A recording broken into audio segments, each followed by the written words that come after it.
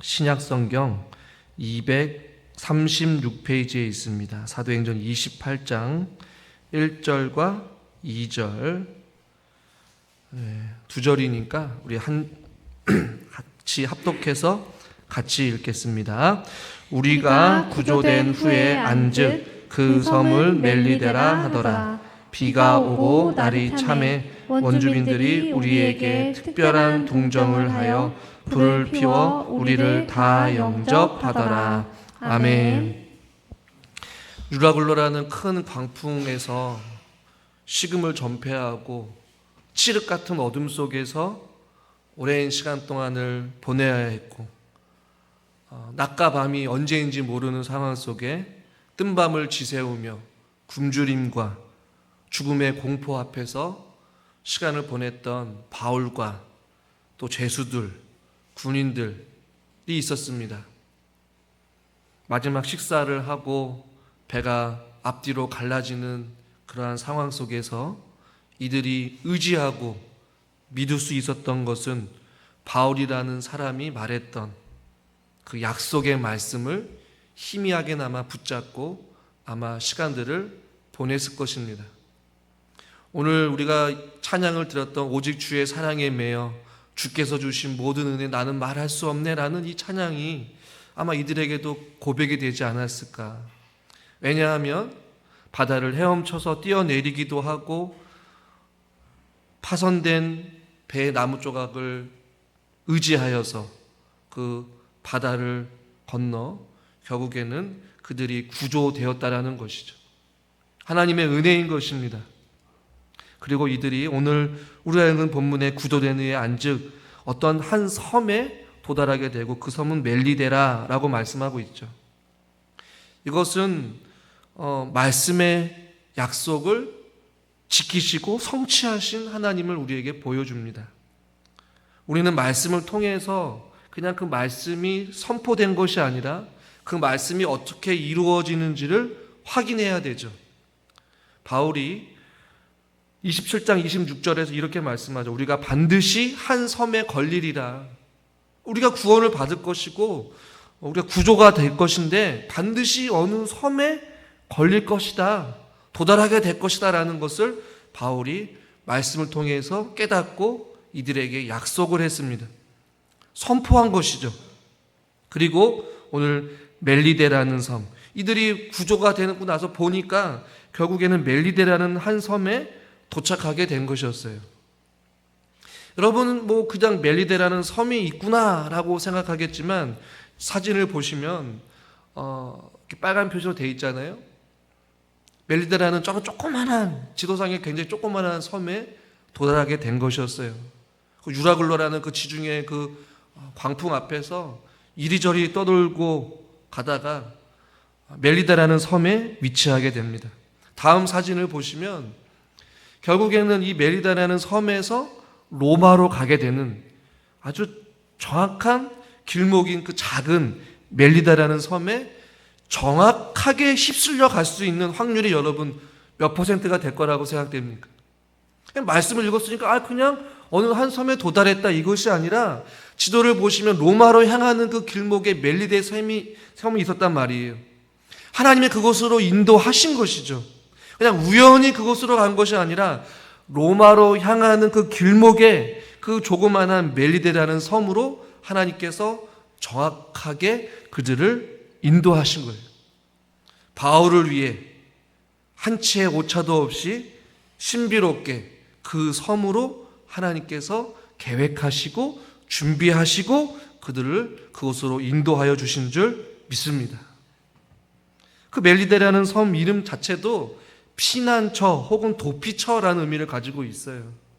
하나님이 이미 바울을 위하여서 그 섬을 준비하고 계셨고 그 섬으로 한 치의 오차도 없이 그들을 이끌어 가신 거예요.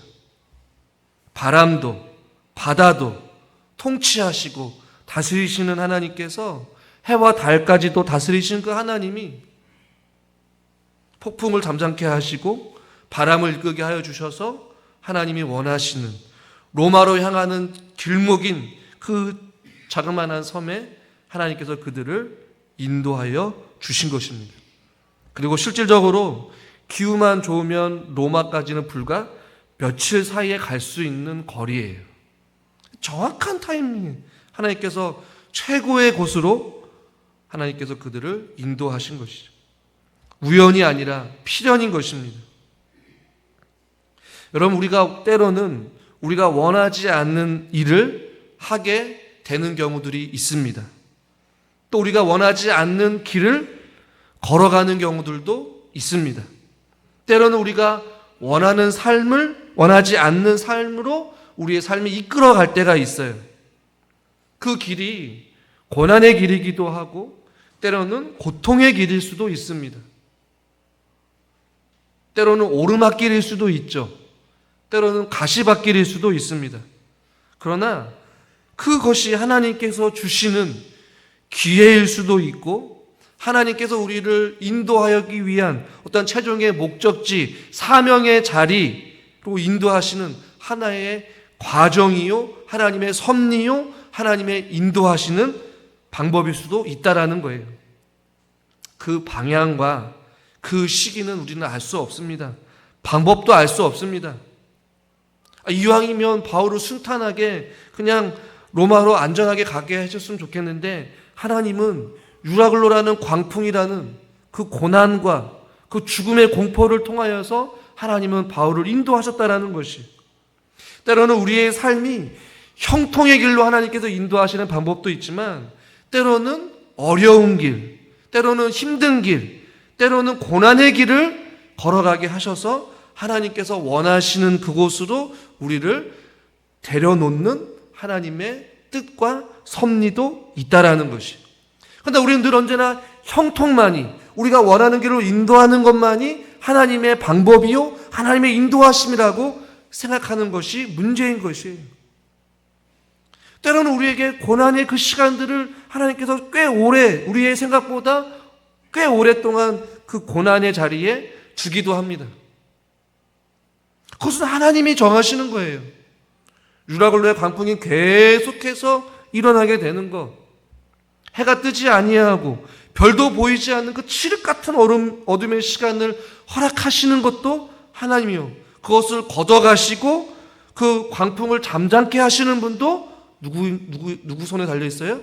하나님 손에 달려 있어요. 그러니 여러분, 우리가 해야 될 것은 형통의 길을 걸어갈 때는 감사하고 교만하지 아니하고, 때로는 고난의 길을 걸어갈 때에는 그 길 가운데 고난의 뒤편에 있는 하나님의 선하신 뜻과 계획하심이 있다라는 것을 우리가 믿고 확신하며 우리는 믿음으로 살아가야 될 줄 믿습니다. 요셉의 삶은 어떻습니까? 성경에 보면 형들에게 버림받은 인생이었어요. 이방 나라 땅에서 노예의 신분으로 살아갔다가 또 억울하게 감옥에 갇히기도 하는 인생을 살아가죠. 그러나 성경은 우리가 객관적으로 보기에는 억울한 인생이요, 형제들에게 버림받은 인생이요, 보잘것없는 인생이었어요. 그런데 성경은 뭐라고 합니까? 하나님이 요셉과 함께 하심에 그가 형통하였더라. 그러니까 성경에서 말하는 형통과 우리가 생각하는 형통이 때로는 다르다는 것이, 이해가 안 되는 삶이었습니다. 어렵고 힘든 인생의 여정길을 요셉이 살았어요.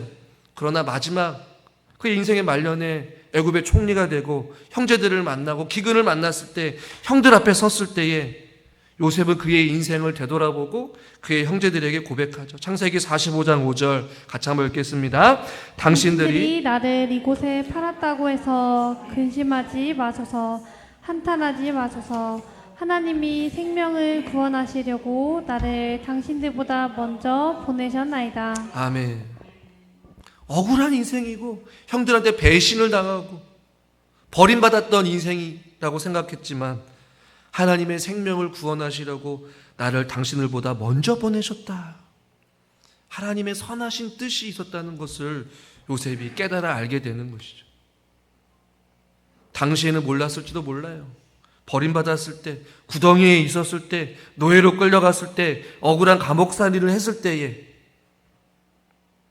그러나 깨닫게 알아야 되는 것이죠. 45장 8절도 같이 한번 읽어보죠. 그런즉 나를 이리로 보낸 이는 당신들이 아니요 하나님이시라. 하나님이 나를 바로에게 아버지로 삼으시고 그 온 집의 주로 삼으시며 애굽 온 땅의 통치자로 삼으셨나이다. 아멘. 인간적인 생각을 보면 나를 애굽으로 버린 장본인들은 당신들이라고 생각할 수 있겠지만 아니라는 것이, 요셉은 하나님이 나를 보내셨다라는 것입니다. 때로는 하나님께서 우리들을 이렇게 인도하실 때가 있다라는 것이죠. 편안한 길로, 쉬운 길로 인도할 수도 있지만 하나님은 때로는 유라굴로와 같은 광풍을 통하여서 우리를 멜리데 섬으로 인도하시는 경우가 있다라는 말이에요. 그러나 그 멜리데 섬을 인도하는 그 모든 과정 가운데서도 하나님께서는 바울의 머리털 하나도 상하지 아니하게끔 지키시고 보호하셨다라는 것이. 그리고 하나님이 뜻하신 일들을 이루어가기 위해 하나님은 어떠한 상황 속에서도 가장 좋은 길로, 하나님의 방법대로 하나님의 사람들을 보살피시고 인도하십니다. 저의 삶이 다르고 앉아있는 여러분들의 삶이 다 다를 거예요. 그러나 기억하십시오. 하나님은 다양한 방법을 통하여서 하나님께서 다양하게 일하시고 역사하십니다. 그리고 우리 하나님은 선하십니다. 그리고 우리를 가장 좋은 길로 우리를 인도하여 주시는 분이신 줄 믿으시길 바랍니다. 멜리데에서 로마까지는 며칠밖에 안 걸려요. 하나님은 그곳을 준비하시고 그곳으로 보내십니다. 그런데 2절에 이들에게 조금 어려움이 생겨요. 뭐냐면 비가 오고 날이 찼다라고 성경은 말씀하고 있습니다. 여러분, 이들의 몸 상태가 어땠을 거라고 생각합니까? 바다에 빠지거나 또 나무를 의지하면서 겨우 육지로 왔습니다. 젖은 상태에 있었어요. 그런데 비를 맞았습니다. 그러니 어때요? 또 날이 찼어요. 강한 바람이 불었겠죠. 며칠 동안 제대로 먹지도 못하고 자지도 못한 상태, 완전히 지쳐있는 상태에서 비를 맞고 찬바람을 맞으며 있는 이들을 향해 오늘 성경은 뭐라고 말합니까? 2절 말씀을 같이 한번 읽죠. 비가 오고 날이 참에 원주민들이 우리에게 특별한 동정을 하여 불을 피워 우리를 다 영접하더라. 사진을 보시면 이 그림을 마치 상상을 해본 그림이에요. 배는 기울어져 가라앉고 있었고 비에 젖어 있었지만 오늘 그 원주민들이 특별한 동정을 하여서 불을 피우고 바울의 일행들과 제수들을, 군사들을 영접했다라고 말씀하고 있습니다. 젖은 몸과 옷을 말려주는 그 따뜻한 불이 얼마나 좋았을까요? 오늘 특별한 동정이라고 말하고 있습니다. 이 동정이라는 단어는 친절을 베풀다라는 의미예요. 이 원주민의 환대는 하나님이 예비하신 환대입니다. 하나님께서 허락하신 특별한 동정인 거예요. 늙고 병약한 바울은 아무런 대책 없이 젖은 몸을 가지고 겨울 소낙비를 맞으며 찬바람 앞에서 추위에 덜덜 떨고 있었지만 하나님께서는 원주민을 통하여서 특별한 동정을 통해 따뜻한 불을 통하여 그들의 지쳐있고 힘들어했던 추운 몸을 따뜻하게 해주는 그러한 일들을 오늘 본문에서 경험하게 되는 것입니다. 성경에서는 이런 일들이 참 많이 있죠. 이름이 알려져 있는 많은 사람들도 있었고 모세 역시 낡은 갈대 상자에 버려졌지만 하나님께서 예비하신 바로의 공주를 통해 그 아기를 양자로 삼아서 모세를 보살피게 하시죠. 이 말씀을 통해 우리는 여러 가지를 생각해 보게 됩니다. 공경에 처해 있는 자들을 향해 동정을 느끼고 힘이 닿는 대로 그들을 도와주어야 함을 우리에게 먼저 교훈해 줍니다. 선한 사마리아의 비유를 여러분 잘 아실 거예요. 강도를 만나 거의 죽기 직전에 있는 쓰러져 있는 그 사람들을 제사장도 레위인도 보았다라고 성경은 말씀하고 있어요. 지나가면서 보니까 거의 죽기 직전에 이르는 그 한 사람을 제사장이 지나가면서 보았지만 보고 피하여서 지나가였다. 레위인도 그 사람을 보았지만 피하여서 지나갔다라고 성경은 말씀하고 있어요. 그러나 사마리아 사람은 본 것으로 그치지 아니하고 불쌍히 여기고 구체적으로 그의 필요를 공급하고 보살펴 주었다라고 성경은 말씀하고 있어요. 하나님께서 때로는 우리들에게 누군가를 보여주시고 만나게 하시고 알게 하시고 깨닫게 하여 주시고 보게 하여 주셔서 그들을 도우라고 그들의 필요를 채우라고 하나님께서 만남을 허락해 주시는 경우도 있습니다. 사랑하는 성도 여러분, 우리 부춘정교회가 이 멜리데의 섬과 같은 특별한 동정, 특별한 사랑으로 가득 넘치는 교회가 될 수 있기를 주님의 이름으로 축원합니다. 우리의 교회, 우리 전도회가 또 우리의 구역이, 우리의 가정이 이런 멜리데와 같이 지쳐있고 힘들어있는 자들을 향하여서 특별한 동정을 베푸는 하나님의 도구로 쓰임받는 하나님의 사람들, 또 우리 교회가 되어야 되는 것이죠. 마지막으로 혹시라도 저와 여러분의 삶 속에 추위에 떨고 있는 인생을 살아가고 계신 분 혹시 없으십니까?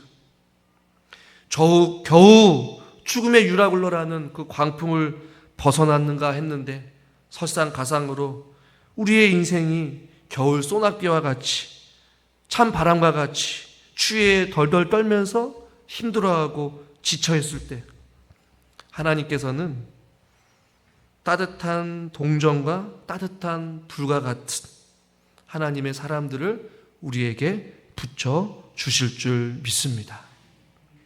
여러분, 예수님의 생애를 보면 우리는 알 수 있어요. 십자가의 죽으심,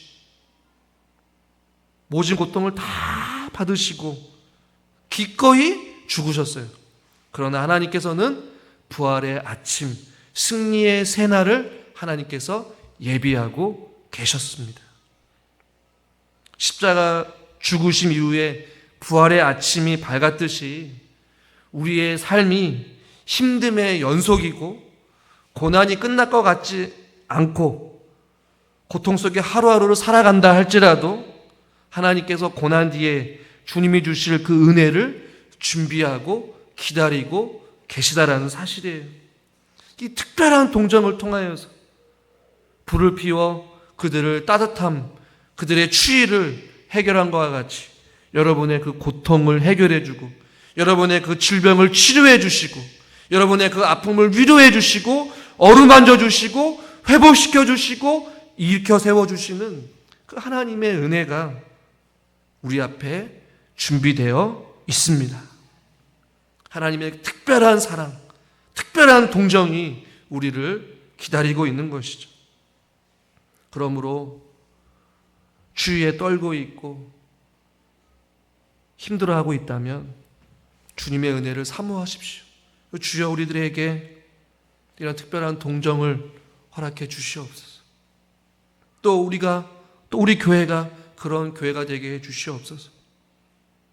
주님께서 십자가의 사랑을 통해 우리에게 보여주신 것과 같이 우리에게도 그 사랑을 부어주시는 하나님의 사랑이 우리 공동체 안에 있게 해 주시옵소서.